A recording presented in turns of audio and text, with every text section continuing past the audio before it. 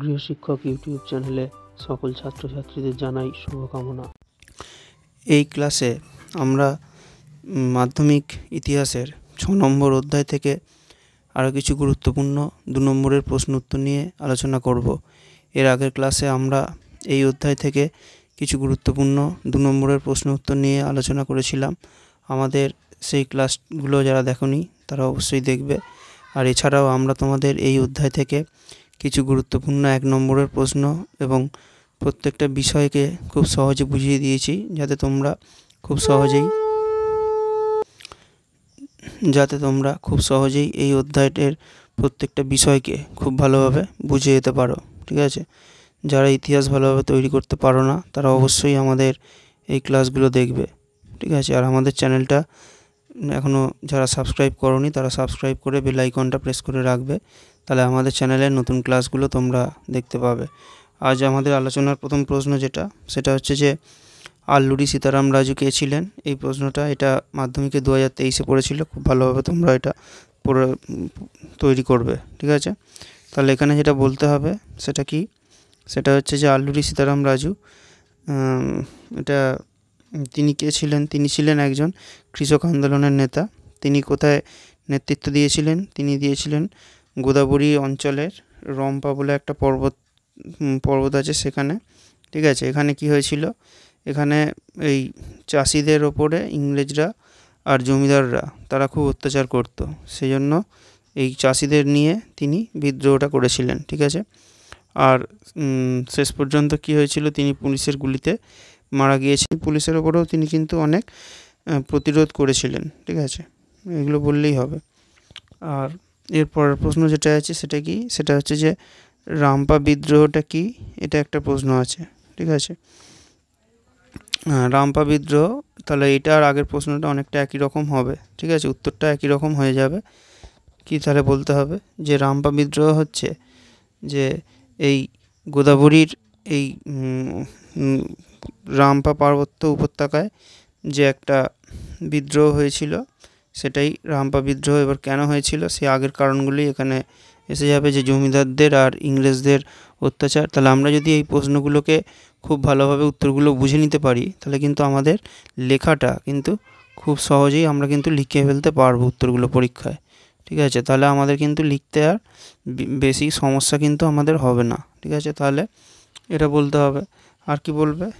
আর এখানে আর যেটা বলতে হবে, আর এদের নেতাকে ছিলেন, রাম্পা বিদ্রোহের নেতাও কিন্তু ছিলেন এই আল্লুরি সীতারাম রাজু। ঠিক আছে, আর এখানে চাষিরা কিন্তু গেরিলা পদ্ধতিতে যুদ্ধ করেছিল, এটা বলে দিতে হবে রাম্পা বিদ্রোহে। আর এখানে কি হয়েছিল? আল্লুরি সীতারাম রাজু কিন্তু একজন ইংরেজ পুলিশকে গুলি করে হত্যা করেছিল। ঠিক আছে, এরকমই বললেই হয়ে যাবে। ঠিক আছে, আর এর পরের প্রশ্ন যেটা আছে সেটা হচ্ছে যে তাম্রলিপ্ত জাতীয় সরকারের উদ্দেশ্য কী ছিল? এই প্রশ্নটাও ভালোভাবে তোমরা একটুখানি অবশ্যই তৈরি করবে। ঠিক আছে, তাহলে এখানে উদ্দেশ্য বলেই দিয়েছে। ঠিক আছে, বা কেন এটা প্রতিষ্ঠিত হয়েছিল তাম্রলিপ্ত জাতীয় সরকার? এদের উদ্দেশ্য ছিল যে এই সময় একটা বন্যা হয়েছিল বা ঝড় হয়েছিল, সেখানে ত্রাণ কিছু জোগাড় করে আর সেগুলোকে সবাইকে ভাগ করে দেওয়া। আর নন্দীগ্রাম মহিষাদলের সুতাহাটা এই জাতীয় সরকারের সঙ্গে সংযোগ গড়ে তুলেছিল, এরা একটা যোগাযোগ তৈরি করেছিল। ঠিক আছে, আর কি এখানে বলতে হবে? আর যেটা বলতে হবে সেটা হচ্ছে যে এই তাম্রলিপ্ত জাতীয় সরকার যারা ছিল এদের কিন্তু একটা সেনাবাহিনী ছিল। এদের নাম কি ছিল? এদের নাম ছিল হচ্ছে বিদ্যুৎ বাহিনী। এরা কিন্তু সশস্ত্র, মানে এরা অস্ত্র নিয়েও কিন্তু এরা আন্দোলনে লড়াইয়ের জন্য এরা কিন্তু তৈরি ছিল। ঠিক আছে, এগুলোই বলবে।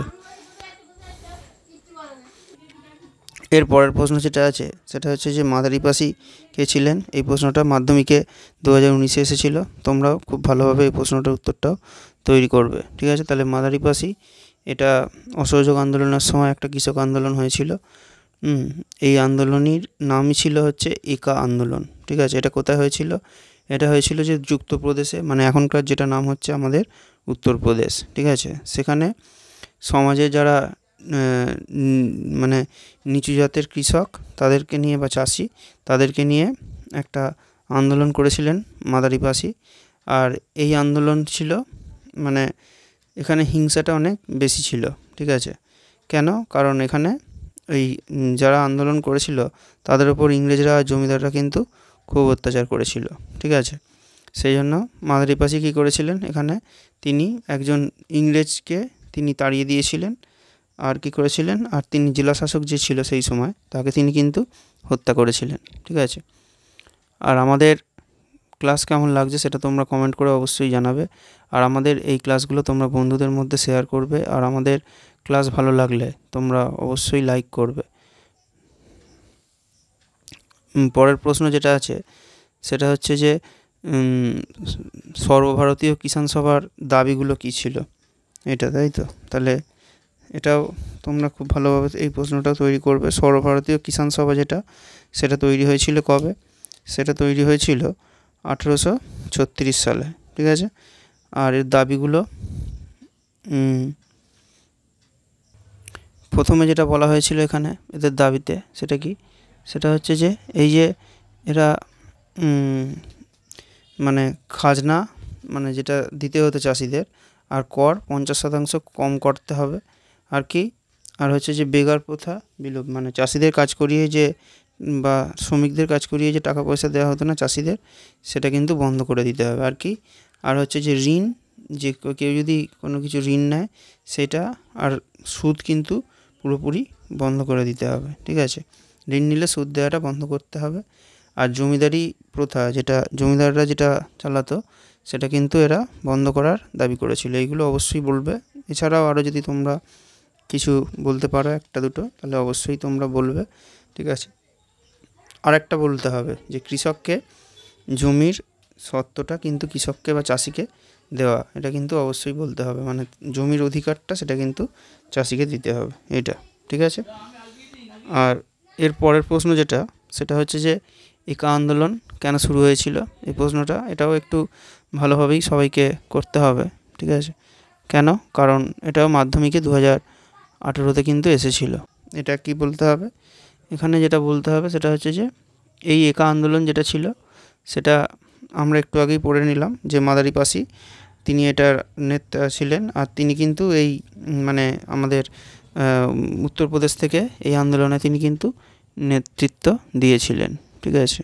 আর এখানে তিনি কী করেছিলেন এর জন্য, বা কেন শুরু করে হয়েছিল, এখানে ওই জমিদার আর এদের খুব অত্যাচারের জন্য তারা কিন্তু এটা শুরু করেছিলেন, ঠিক আছে। এটা অবশ্যই বলবে। আর কি? আর মাদারি একা আন্দোলন, আর এখানে কি হয়েছিল যে জন্য তারা আন্দোলনটা করলো, সেইগুলো একটা দুটো বলতে হবে। মানে আগেরগুলো যেগুলো তোমাদের বলে দিলাম একটু আগে, সেগুলোই তোমরা এখানে ওই কারণগুলোই লিখবে। যেমন হচ্ছে যে কৃষকদের জমি থেকে যে তাড়িয়ে দেওয়া হতো, তারপরে মালিকের জমি খামারে বিনা মানে বেগার শ্রম যেটা, ওইটা, এগুলো, ঠিক আছে। তারপর বেশি করে কর নেওয়া হতো চাষিদের থেকে, এইগুলো, ঠিক আছে। এইসব কারণেই কিন্তু একা আন্দোলন তারা শুরু করেছিল। আর পরের ক্লাসে আমরা তোমাদের এই অধ্যায় থেকে আরও কিছু গুরুত্বপূর্ণ 2 নম্বরের প্রশ্ন উত্তর নিয়ে আলোচনা করব।